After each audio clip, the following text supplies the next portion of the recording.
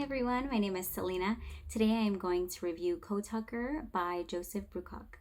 This story is based off of historical events but is a work of fiction. Ned Begay, a fictional character, explains to his grandchildren how he received a medal from the Marines during wartime in World War II against the Japanese forces. After the Japanese military attacked Pearl Harbor, Ned willingly enlisted himself as a Marine soldier at the early age of 16. He was assigned the role of code talker using a Navajo-based language in order to relay important messages. The Japanese military at this point had cracked every code language that the American soldiers were using due to their study of languages. They, however, had never studied the Navajo language, so it was a perfect opportunity to recruit from Navajo tribes. Ned Begay describes his life starting from childhood.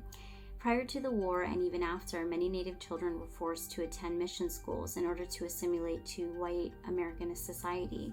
Native children were not allowed to keep their family names, wear traditional clothing, wear traditional jewelry, wear their hair long, and speak their native language. Even though there were punishments for practicing Native culture, many Native children found ways to preserve their language and practices in secret.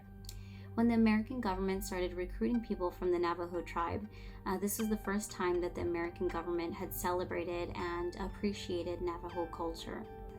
It was the first time that Ned Begay felt truly respected from outsiders for his way of life. The author uses Ned's storytelling in order to explain how the Navajo lifestyle suited soldiers in boot camp. The Navajo recruits were already used to tough conditions and had essential survivor skills that many other Marines did not possess. The author did a great job of relaying accurate information that helped set the scene.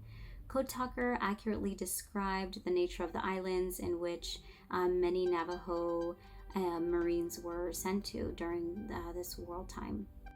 It was easy to visualize what this war looked like and felt like. At some moments, it was too detailed that it felt a little bit boring, but at other times, I was heavily invested in the routine of soldier life that it was difficult to put the book down.